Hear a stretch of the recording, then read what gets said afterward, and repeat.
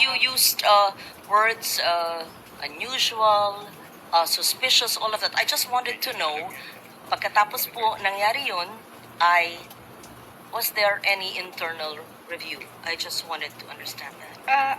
After ng Congress hearing, Your Honor? Yes, because dun po namin unang nabatid yung inyong mga statements. Yes.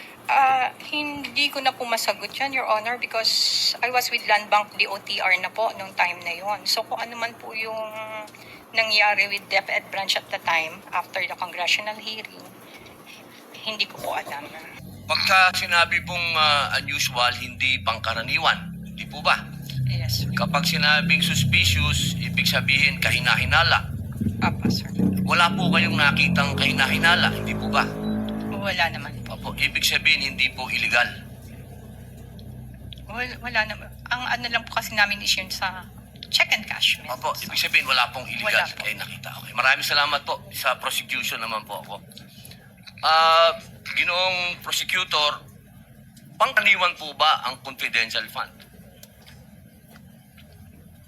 Your Honor, yung confidential fund po, sa akin pong pagkakaalam, ito po'y binibigay sa Pangkaraniwan po ba siya na ibinibigay? Depende po sa mga government agency at saka So hindi po siya pangkaraniwan kasi depende. Tama po. Salamat po.